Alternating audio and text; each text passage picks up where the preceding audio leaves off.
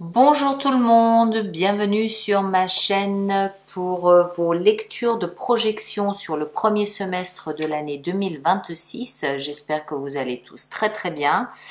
Alors ces projections ont été faites comme d'habitude. Pourquoi changer les bonnes habitudes, les bonnes vieilles habitudes? Elles ont été faites sous la forme de croix.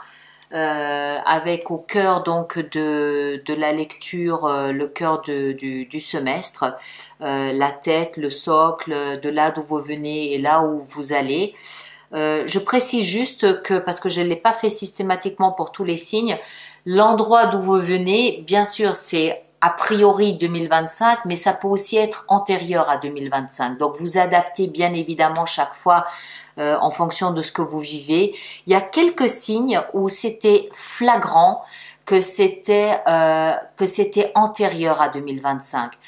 On perd pas de vue que 2025, c'est une année en chiffre 9 et ça ressortait assez puissamment dans ces projections parce que, évidemment, qui dit projection dit bilan du passé et justement, bilan du passé, le bilan ne s'arrêtait pas à 2025.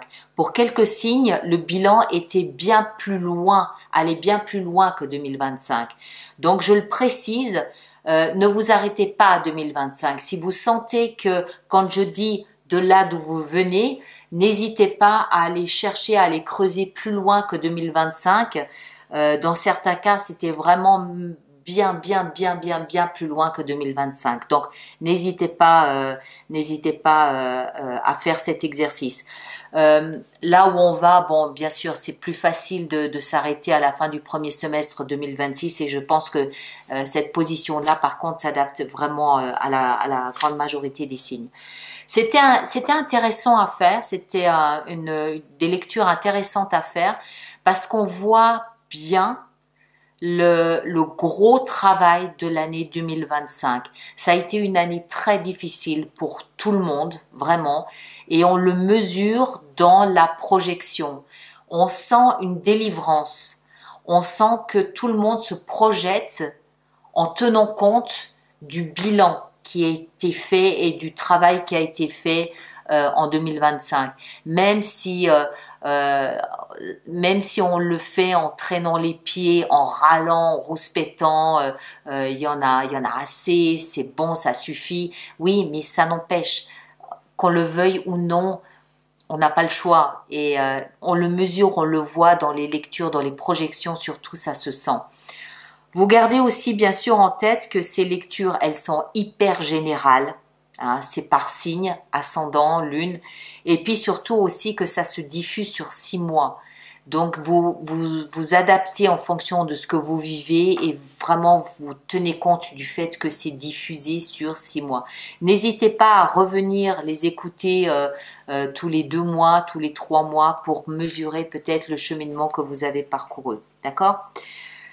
Certaines personnes ont fait remarquer très justement, d'ailleurs je les remercie, que vous pouvez aussi aller voir le signe de votre Vénus. C'est très correct, c'est très juste en fonction de ce que vous souhaitez obtenir comme réponse à vos questions. Ça peut être intéressant. Pour ceux qui ne savent pas où se trouve son ascendant, ou sa lune ou sa Vénus, il y a un site, enfin il y a même plusieurs sites qui sont gratuits sur internet où vous pouvez entrer simplement vos données de naissance et vous avez ce type d'informations. Je mettrai le lien, c'est totalement gratuit, je mettrai le lien dans la boîte de dialogue, vous pouvez aller voir, vous pouvez aller chercher, vous pouvez aller voir. Voilà, je vous laisse avec tout ça. J'espère que ça vous aide un petit peu, j'espère que ça vous soutient dans votre travail personnel. N'hésitez pas à laisser des commentaires pour aider les autres personnes des mêmes signes, c'est toujours utile, c'est toujours aidant. Et puis ceux d'entre vous qui allez jusqu'aux extensions, jusqu'aux abonnements, merci de soutenir mon travail, merci de soutenir la chaîne, c'est important, donc merci de le faire. Voilà, passez un bon moment et puis on se retrouve de toute façon au mois de janvier pour voir le développement de la première carte qui est sortie lors de la projection. Prenez grand soin de vous, à bientôt, merci beaucoup. Vierge, bonjour à vous, bienvenue sur ma chaîne pour votre lecture intuitive de la projection sur ce premier semestre de l'année 2026. J'espère que vous allez tous très très bien, merci d'être là. On va faire cette projection comme d'habitude en forme de croix avec donc au cœur de la lecture le cœur de votre semestre, le sujet principal, le thème principal. Et puis la tête, ce qui vous préoccupe ou ce qui est en ligne de mire de vos pensées durant ce premier semestre, le socle, la force, ce sur quoi vous vous appuyez, le passé, d'où vous venez et là où vous allez, évidemment.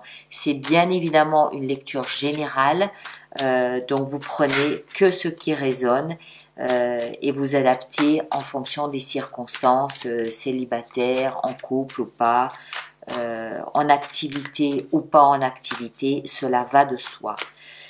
On va donc après on va sortir donc un arcane majeur pour chacun des mois du mois de janvier au mois de juin. Ces arcanes majeurs représenteront l'énergie du mois que nous développerons lors des lectures mensuelles. Nous préparons ensuite l'extension de cette lecture que vous trouverez dans la boutique comme d'habitude et on clôturera l'extension avec un oracle de Rumi. Voilà, comme certains d'entre vous l'ont souligné à juste titre, vous allez voir votre signe ascendant, votre signe lunaire, mais également la Vénus. Ça peut aussi être intéressant en fonction du message ou des réponses que vous recherchez. D'accord ? Alors, on va voir. Vierge, donc signe ascendant, signe lunaire et Vénus en fonction. Votre premier semestre de l'année 2026, au cœur du semestre et au cœur de la lecture, vous avez le roi d'épée. Interrogation, réflexion, analyse, pensée, communication, intellect, éducation. Ici, dans la tête, on a la 5 de denier. Ok. On va voir, on continue. Le socle ici en bas, l'appui, on a l'ermite. Recherche de philosophie, recherche de nouvelles valeurs peut-être. Ici, de là d'où vous venez, on a le monde. Ok.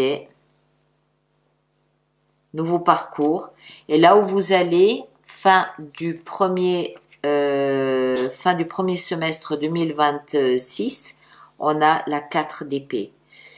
On dirait un changement radical de vie, tout au moins de philosophie pour vous. Ce premier semestre de l'année 2026 vous voit avec un état d'esprit, ça se passe au niveau de l'état d'esprit complètement différent, une recherche de vérité, une recherche de lumière, une recherche de sens à votre vie différent, recherche de valeurs différentes, quelque chose qui a un sens pour vous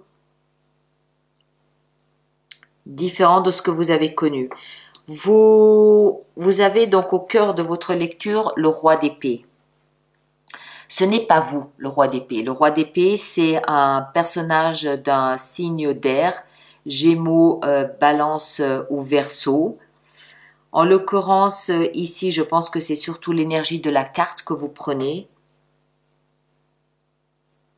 Ça peut peut-être aussi être l'influence d'un personnage extérieur à vous, homme ou femme. Si c'est le cas, donc ça peut être quelqu'un d'un signe d'air, mais ça peut aussi être quelqu'un qui évolue dans un domaine très intellectuel, mental, ou qui a une activité professionnelle en rapport avec la justice, en rapport avec l'éducation, en rapport avec tout ce qui touche au cérébral, au mental, fiscaliste, juriste, l'éducation, encore une fois, on l'a dit, une façon de un avocat aussi, tout ce qui nécessite une analyse, tout ce qui est psychologie, tout ce qui nécessite une analyse. Mais ça peut aussi être vous qui analysez votre situation, votre vie, la vie d'une façon assez importante, surtout d'une façon assumée, parce qu'on a la position du roi. C'est pas la reine, c'est pas le chevalier, c'est vraiment le roi. Donc c'est comme si vous preniez à bras le corps votre vie, votre existence, votre situation d'une manière générale ou un domaine en particulier. Ça peut être le domaine des finances, ça peut être le domaine de vos compétences professionnelles que vous décidez de prendre comme ça, de passer une espèce de passer en revue comme ça pour évaluer un petit peu où vous en êtes. Vous le faites d'une façon où il n'y a pas d'émotion. C'est vraiment où est-ce que j'en suis. Peut-être que vous décidez de poursuivre des études, mais j'ai l'impression qu'il se passe autre chose parce que vous provenez d'un endroit, d'un espace où vous avez fermé une porte en 2025. On a le monde. Donc quelque chose s'est terminé en 2025. Le monde, c'est vraiment tout un pan de votre vie qui se clôt, qui se termine, qui est fini. Vous êtes arrivé au bout du rouleau, vous êtes arrivé au bout de la corde, vous êtes arrivé au bout du chemin. Forcément qu'il y a quelque chose d'autre qui s'est ouvert. Quelque chose qui, encore une fois, vous pousse peut-être à une nouvelle formation, quelque chose qui vous pousse à une nouvelle réflexion. J'ai plus l'impression qu'il s'agit de quelque chose vraiment de philosophique. Une nouvelle façon de penser, une nouvelle façon de voir le monde, de voir la vie, une nouvelle vérité, une nouvelle hygiène de pensée, une nouvelle hygiène de pensée, une nouvelle hygiène de vie, au sens large. Pourquoi? Parce que dans le socle, vous avez l'ermite. L'ermite, il sacrifie tout ce qu'il a pour sa philosophie de vie. Il fait vœu de pauvreté, il n'a pas besoin de tout ce bien matériel, il veut juste suivre sa lumière. Et c'est à ça que sert le roi d'épée. Il cherche, il communique autour de lui ce qu'il a décidé, ce qu'il a analysé, ce qu'il a compris. Il remplit peut-être des formulaires, il fait des démarches administratives, il peut-être se défait de certaines choses, il choisit un mode de vie qui peut-être déplaît à certains, mais qui lui correspond. Et c'est dans votre force. L'ermite est votre force. Ce qui laisse comprendre que ça n'est peut-être pas en adéquation avec votre entourage. Mais peu vous importe. C'est votre force. L'ermite est vraiment chez vous un socle, le rocher sur lequel vous vous appuyez. C'est votre philosophie. Encore une fois, c'est plus pour moi une hygiène de pensée. Pourquoi je dis ça? Parce que dans la tête, vous avez la 5 de denier. 5 de denier me fait comprendre que vous vous sentez peut-être isolé mentalement. 5 de denier, c'est une énergie, c'est une carte qui nous fait comprendre que vous êtes seul. Vous êtes seul, vous êtes d'une certaine façon pauvre, mal compris, peut-être rejeté parce que vos valeurs ne correspondent pas à celles des autres. Mais ça vous importe peu. Vous assumez vos choix. Il n'y a pas d'émotion. On rappelle, le roi d'épée n'a pas d'émotion. Enfin, il n'a pas d'émotion. Vous comprenez ce que je veux dire? C'est une lecture vraiment générale. Mais là-dedans, il n'y a pas d'émotion ici. Il n'y a pas de coupe là. Il n'y a pas de coupe. Ce sont des pensées, des analyses, des valeurs qui ne sont pas partagées par les vôtres.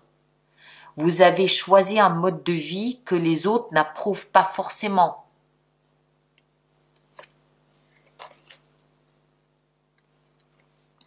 Mais vous l'assumez et encore une fois, pour vous, c'est, comment est-ce que je dois dire ça? Je le ressens, j'ai peut-être un peu de mal à trouver le mot juste. Vous vous êtes trouvé, encore une fois, une hygiène de vie. Il n'y a pas d'autre explication. Une hygiène de vie que votre entourage, amis, famille, ont peut-être du mal à comprendre, ont du mal à approuver. Vous pouvez vous sentir isolé dans ce choix.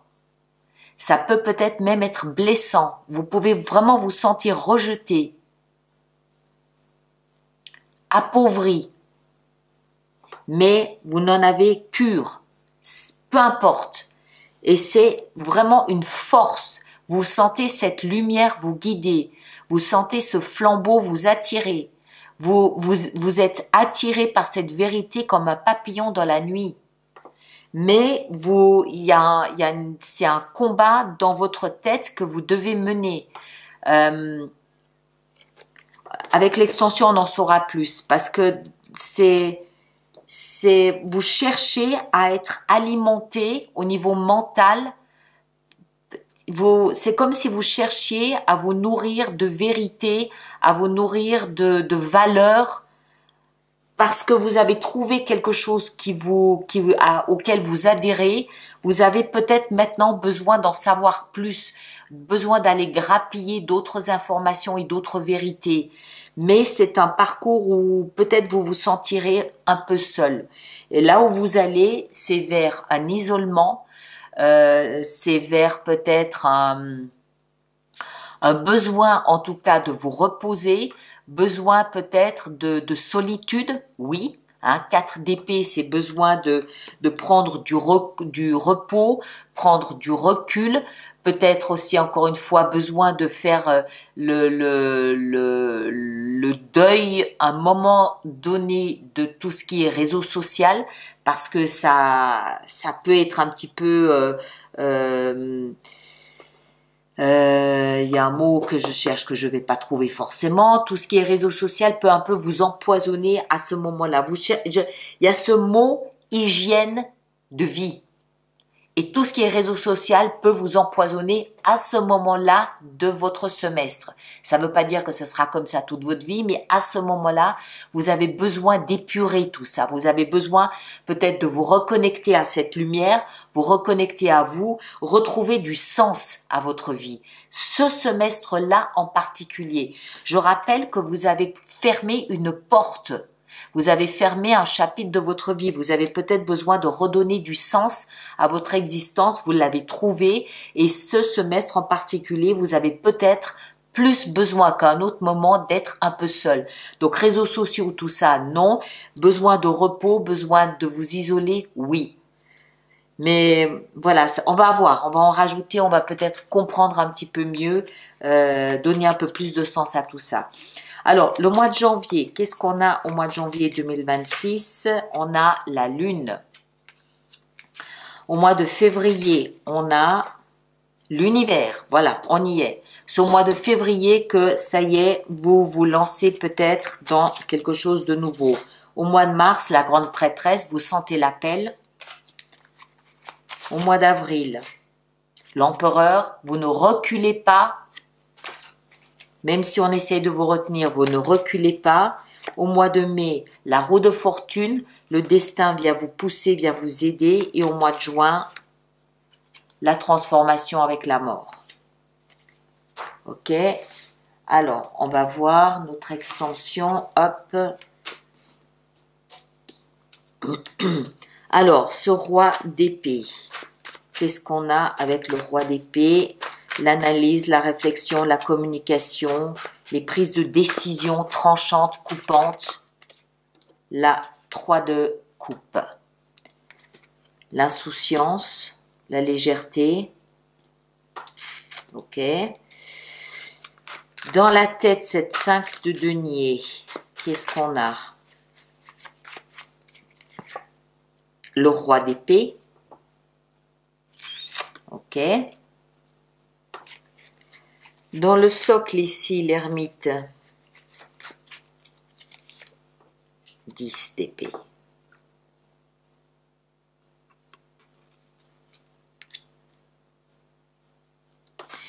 Ouais, c'est là, on voit le bout d'une épreuve. Là, le monde ici, vous partez, voilà. Clairement, vous laissez quelque chose derrière vous, vous quittez, vous fermez définitivement une porte derrière vous, quelque chose qui a été vraiment difficile, sûr. Maintenant, il y a une lumière ici qui vous appelle. Et là où vous allez, avec la 4 d'épée, poser un fardeau. Il y a quelque chose que vous comprenez, intellectuellement, quelque chose que vous comprenez par rapport à une valeur, par rapport à... Ça a peut-être un rapport avec l'enfant intérieur.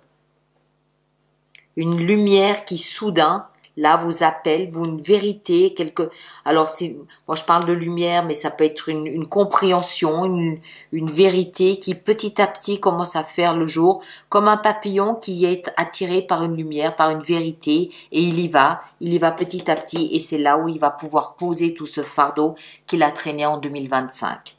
On va voir, on saura un petit peu plus en rajoutant. Voilà, je vous laisse avec ça. Vous allez bien évidemment voir votre signe ascendant, votre signe lunaire et la Vénus. Vous faites la synthèse des trois. Ça vous rendra votre lecture un peu plus riche et surtout plus personnalisée. On se retrouve au mois de janvier pour voir ensemble le développement de la Lune et savoir de quelle façon ce mois de janvier va vous aider à comprendre le déroulement du premier semestre. Ceux qui me rejoignent pour l'extension, vous savez où ça se trouve. Prenez un grand soin de vous. À bientôt. Merci beaucoup.